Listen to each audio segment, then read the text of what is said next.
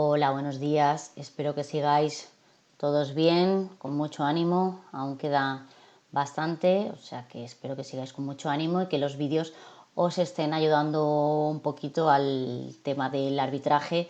Es lo que mejor se me ha ocurrido hacer y espero de verdad que os estén sirviendo. Comenzamos con el tema 2, la sesión 2 de las que yo imparto del procedimiento arbitral, y vamos con la pone simulación, es lo que sería la explicación de cómo funciona el procedimiento arbitral. Tenéis aquí el esquema. Toda la regulación del procedimiento arbitral lo tenéis en la ley de arbitraje, que es la ley 60 del 2003, que sigue el modelo elaborado por la Comisión de Naciones Unidas para el Derecho Mercantil Internacional, las siglas en español UNCITRAL, cuando lo veáis por ahí escrito. Y esta ley fue profundamente modificada en el año 2011. Todo lo que vamos a ver de procedimientos tenéis señalados los artículos. La ley de arbitraje es una ley de lectura bastante fácil de comprensión, por lo tanto habrá cosas en las que no me puedo detener. Lo tenéis todo explicado en los artículos de la ley y aparte de lo que yo os trate de explicar en los vídeos. Cualquier duda que tengáis me podéis ir preguntando bien por el foro, bien directamente a través del correo electrónico, que yo los contesto rápidamente, que es anaanon@icab.es. Vamos allá. Los principios fundamentales en los que se basa el procedimiento arbitral es el de autonomía de la voluntad, libertad de forma, porque son las partes en primer lugar las que pueden regular completamente el procedimiento de arbitraje que quieren seguirse. Las partes tienen la facultad de decisión de someterse a una institución arbitral y en ese caso están sometiéndose al procedimiento que regula esa institución arbitral, el Tribunal Arbitral del Colegio de Abogados, la Cámara de Comercio, cualquiera de las instituciones arbitrales. Si nos sometemos a una institución arbitral, el procedimiento está regulado en todas las instituciones de arbitrales que tienen sus propios reglamentos. Pero las partes pueden ellas mismas, a través del convenio arbitral, regular el procedimiento que quieren llevar a cabo, el lugar, el idioma, todo está en primer lugar sometido a autonomía de la voluntad. En su caso, si nos sometemos a una institución arbitral, al reglamento de la institución arbitral. Si no se ha sometido a ningún reglamento y las partes no han pactado el procedimiento, los árbitros nombrados tendrán que seguir el procedimiento con sujeción a los principios esenciales que ahora veremos de igualdad, audiencia y contradicción, y con sujeción a la ley de arbitraje, a la ley 60 del 2003. Principios de igualdad, audiencia y contradicción. ¿Qué significa? Las partes dentro del procedimiento tienen que tener las mismas posibilidades de alegar, de defenderse y de contraponer posturas. No se le puede dar traslado a una parte para que haga alegaciones y no dar traslado a la otra parte, porque sería causa de nulidad. Si damos traslado para la práctica de la prueba, las dos partes tienen derecho a proponer pruebas. Si se da una ampliación de plazo de conclusiones, las dos partes tienen que poder proponer en esa ampliación. Tienen que respetarse esos principios de igualdad de arma y contradicción dentro del procedimiento arbitral.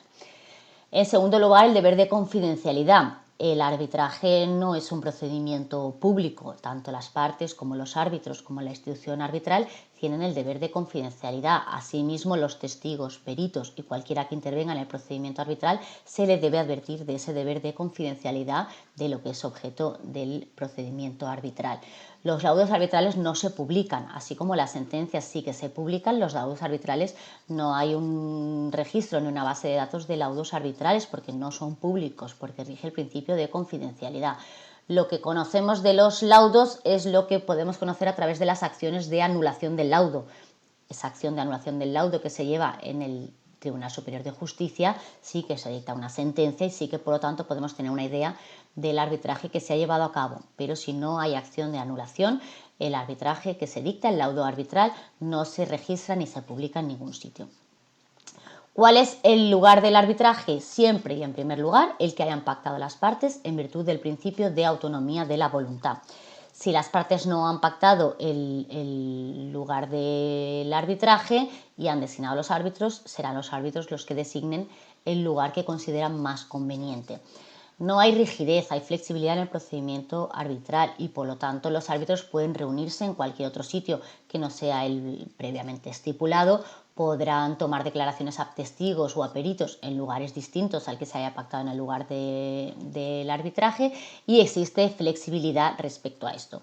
Es muy importante el lugar del arbitraje. ¿Por qué? Porque el lugar del arbitraje va a designar la competencia para el nombramiento de los árbitros, va a determinar la ley aplicable, la ley de arbitraje, la ley 60 del 2003, se aplica a todos los arbitrajes que tengan lugar en España, arbitrajes internos o arbitrajes internacionales.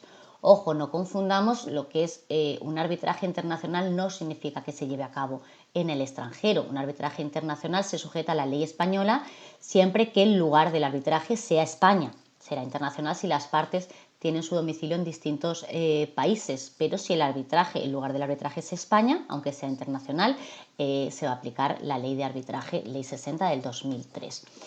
El lugar del arbitraje tendrá que estar determinado en el laudo. Cuando el laudo se dicta y se firma, tiene que hacer constar el lugar del arbitraje, porque para la acción de anulación del laudo también es muy importante cuál haya sido el lugar del arbitraje, porque va a determinar la competencia del Tribunal Superior de Justicia.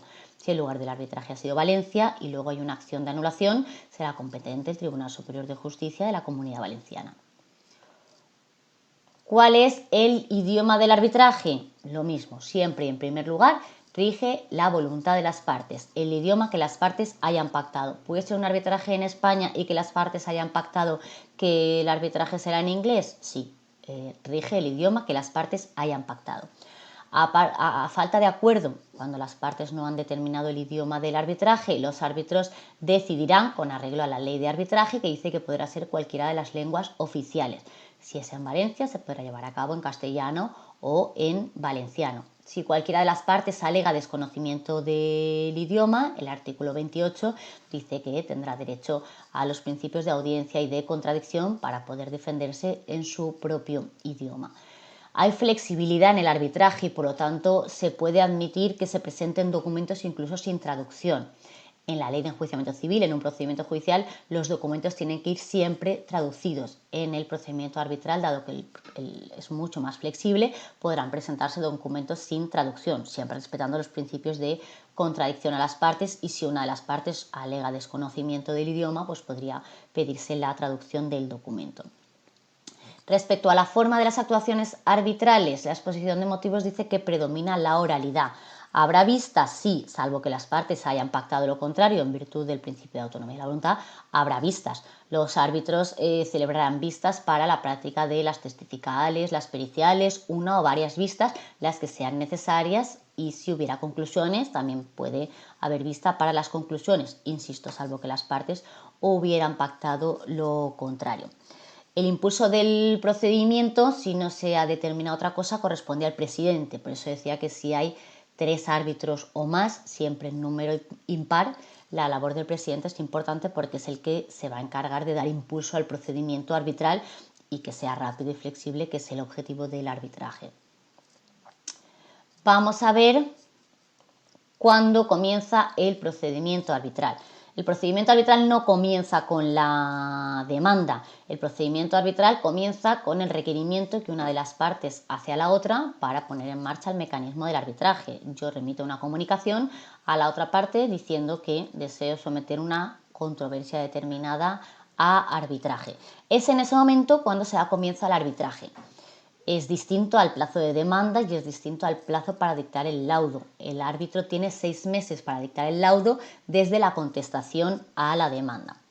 ¿Qué tiene que contener esa solicitud de someter a controversia a arbitraje? No hay en la ley de arbitraje no determina el contenido. Si tenemos un ejemplo en el reglamento de la Comisión de Naciones Unidas del Derecho Mercantil Internacional.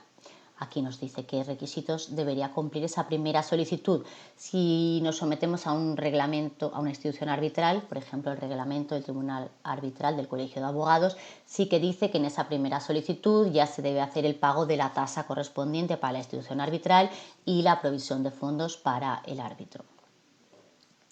Una vez hecha esa solicitud y nombrados los árbitros o el árbitro dará traslado a las partes para que presente la demanda o la contestación.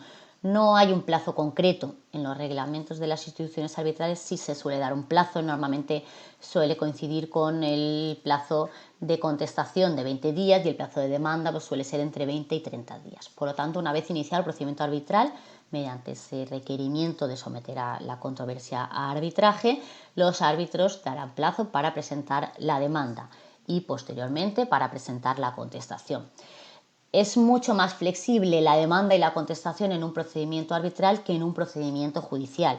En un procedimiento judicial la demanda tiene que ser exhaustiva. En la demanda tenemos que alegar todo aquello que es objeto de interés del demandante y aportar todos los documentos que en ese momento se dispongan.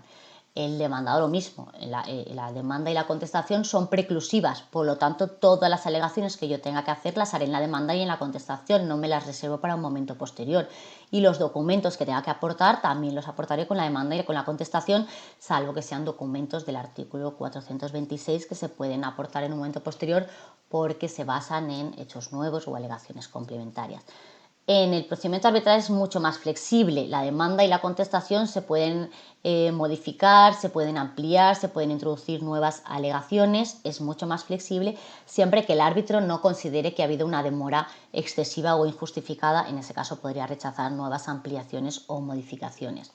¿Es posible la reconvención? Sí, es posible que cuando conteste el demandado también reconvenga alegando cosas que él quiera reclamar en ese mismo procedimiento arbitral.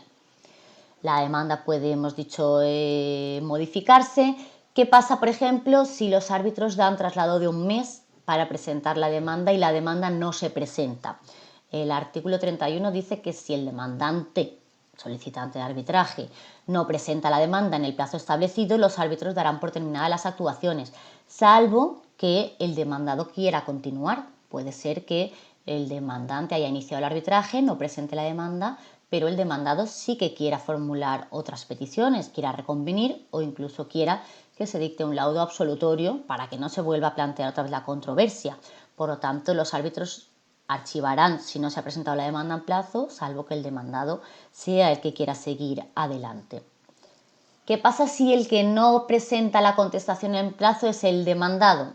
El demandante ha presentado la demanda arbitral, los árbitros dan traslado al demandado para contestar y no presenta la contestación en plazo. El artículo 31b dice, al igual que en el procedimiento judicial, que la falta de contestación no equivale a un allanamiento. El procedimiento continuará, el demandante del procedimiento arbitral tendrá que alegar y probar todo lo que quiera reclamar porque la falta de contestación no significa allanamiento. Si contesta, podrá alegar lo que estime pertinente, podrá formular todas las excepciones, incluidas las del artículo 416 de la Ley de Enjuiciamiento Civil, podrá alegar hechos nuevos y podrá formular reconvención pidiendo a su vez lo que considere siempre que sea objeto, tenga relación con la materia que ha dado lugar al arbitraje y siempre que sea una materia disponible, susceptible de someterse a arbitraje. No podrá reconvenir introduciendo materias que no sean disponibles y que no sean objeto de arbitraje o no estén incluidas en el convenio arbitral. Respecto a la prueba, rige el principio también de flexibilidad. Las partes podrán proponer cualquier medio de prueba, no hay una limitación. Los árbitros serán los que tendrán que decidir si admiten una testifical, una pericial, un reconocimiento por parte del árbitro de algún objeto. Hay máxima flexibilidad. Que un árbitro deniegue una prueba no significa que se esté vulnerando el principio de igualdad, audiencia o contradicción. Se vulneraría si se permite a una parte presentar pruebas y a otra parte no se le permite presentar pruebas. Pero si el árbitro considera que una prueba es improcedente o impertinente, el árbitro tiene libertad para decidir sobre las pruebas que se admiten dentro de la flexibilidad del procedimiento arbitral. En cuanto a cómo se solicitan las pruebas se podrán presentar en la demanda y contestación o se podrán pedir en un momento posterior porque no rige el principio de preclusión de alegaciones que rige en un procedimiento judicial. Las pruebas se podrán practicar en el lugar del arbitraje o en el lugar que se considere conveniente. Si hay que tomar declaración a un testigo que está fuera, los árbitros podrán trasladarse para tomar declaración. Son los árbitros los que valorarán las pruebas y el hecho de rechazar una prueba o de la valoración del árbitro no es objeto de recurso. Lo único que podría ser objeto de recurso es el laudo final, pero los motivos de anulación del laudo están tasados, por lo tanto una valoración de la prueba que no nos parezca o no correcta, no puede ser objeto de acción de anulación. Cuando veamos la acción de anulación, los motivos son tasados. No se trata de someter al Tribunal Superior de Justicia a un nuevo juicio